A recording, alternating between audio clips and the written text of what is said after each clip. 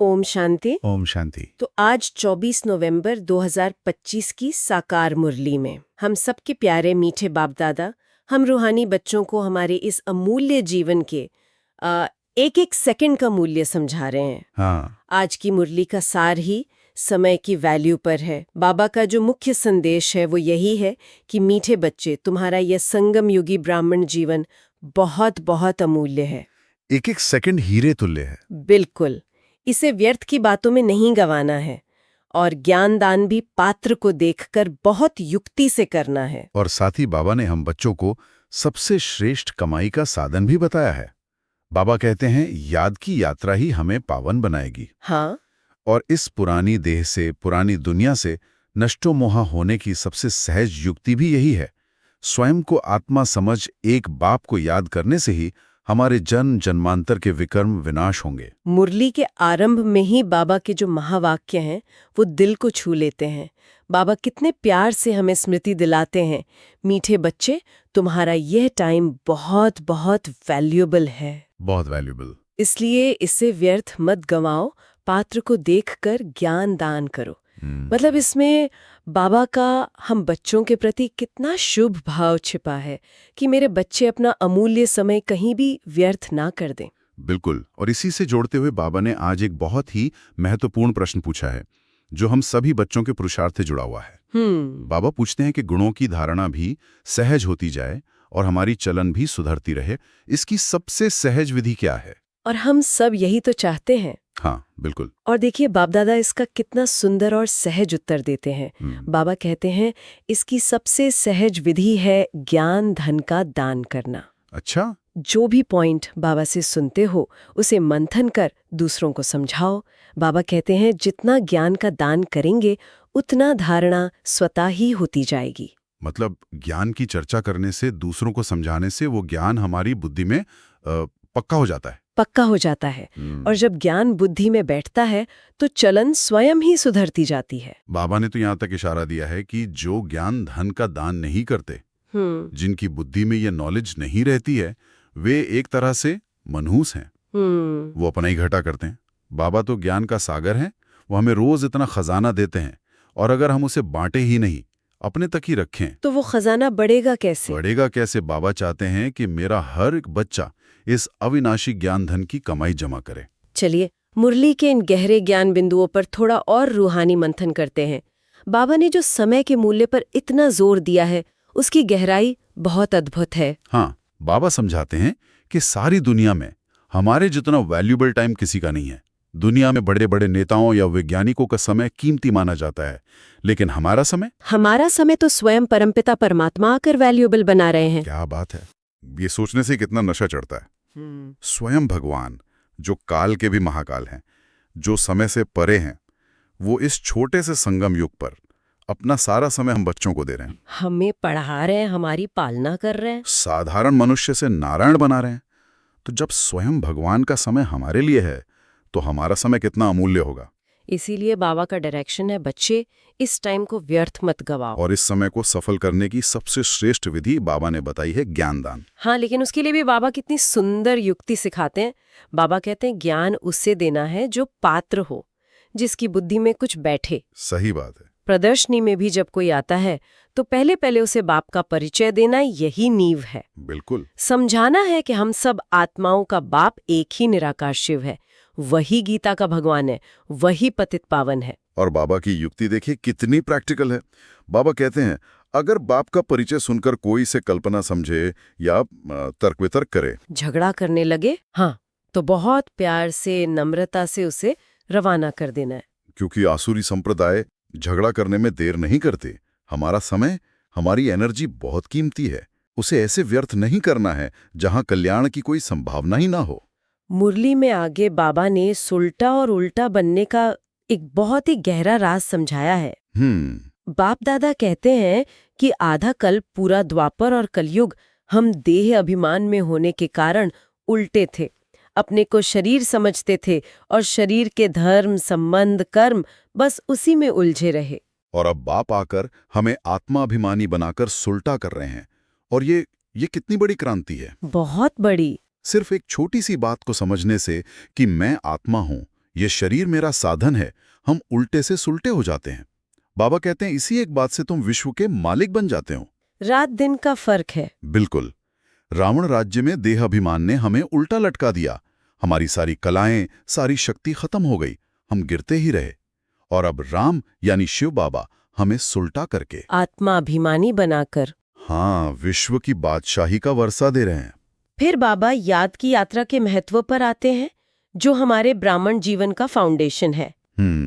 बाबा कहते हैं शरीर निर्वाह के लिए कर्म करते हुए भी याद के लिए बहुत समय मिलता है, दिन भर के कामकाज में, चलते फिरते उठते बैठते। बुद्धि का योग बाप से लगा रह सकता है। हाँ, लौकिक कमाई तो इसी जन्म में खत्म हो जाएगी, लेकिन ये याद की यात्रा की कमाई, ये तो सदाकाल की कमाई है जो हमारे साथ चलेगी। और साथ ही बाबा हमें सावधान भी करते हैं। कहते हैं माया बड़ी चतुर है, वो घड़ी घड़ी बुद्धि को भटकाएगी। हाँ, व्यर्थ संकल्प चलेंगे, बुद्धि का योग तोड़ने की कोशिश करेगी। और माया खासकर दो बातों में सबसे ज्यादा विघ्न डालेगी। कौन सी दो बातें? एक है पवित्रता का व्रत और दूसरा है मामेकम याद करो का महामंत्र।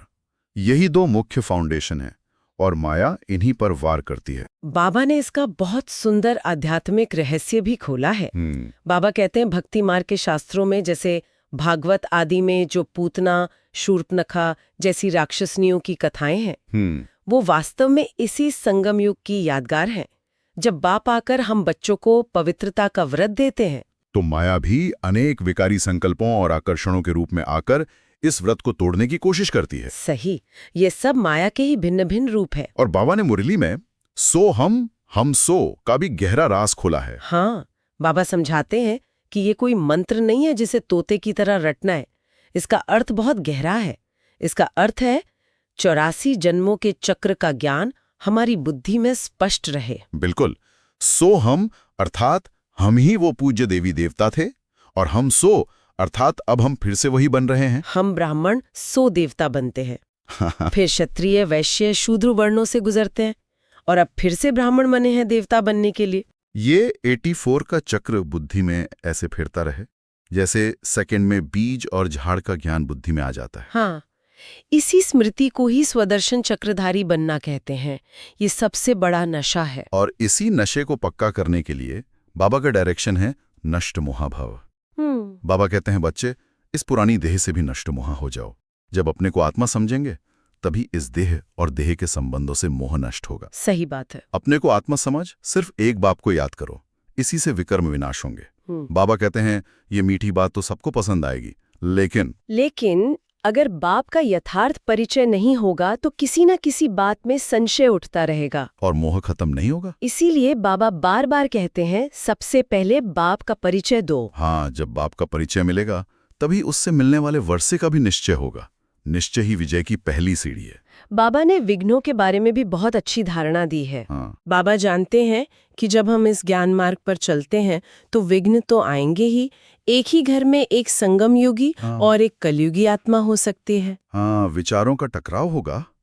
ऐसे में बाबा की सख्त श्रीमत है कि क्रोध नहीं करना है। बिल्कुल नहीं। बाबा कहते हैं हर बात को भावी समझकर साक्षी होकर देखो। ड्रामा में ये सीन ऐसे ही नूंदा हुआ है, ये सोच के शांत रहना है। बाबा ने तो यहाँ तक कहा कि कभी-कभी बहुत अच्छे जो दूसरों को ज्ञान समझाते हैं वो बच्चे भी माया की चमाट खा लेते हैं। हाँ, किसी बात में गिर पड़ते हैं। तो ऐसे समय में भी निराश नहीं होना है। समझना है कि कल्प पहले भी ऐसा हुआ था, ड्रामा में ये सीन था। बस हमें स्वयं पर कंट्रोल करना है, अपनी स्थिति को संभालना है, जितना हो सके शांति और सहनशीलता से काम लेना है। तो आज की मुरली से धारणा के लिए जो मुख्य सार निकलता है उसमें पहली बात यही है कि हमें अपनी आंतरिक स्थिति को बहुत शांत और सहनशील बनाना है।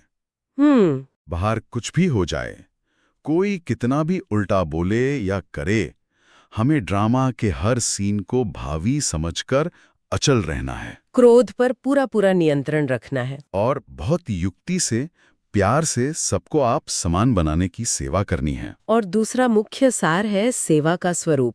हमारी सेवा बहुत प्यार और नम्रता से भरपूर हो। हाँ, सबको बहुत मीठेपन से, स्नेह से बाप का परिचय देना है।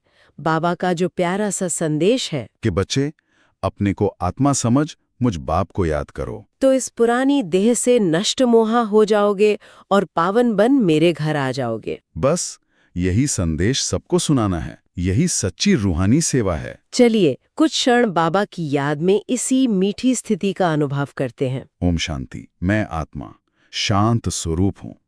मैं शांति के सागर, मेरे मीठे प्यारे बाबा की संतान हूँ। मैं मास्टर शांति देवा हूँ।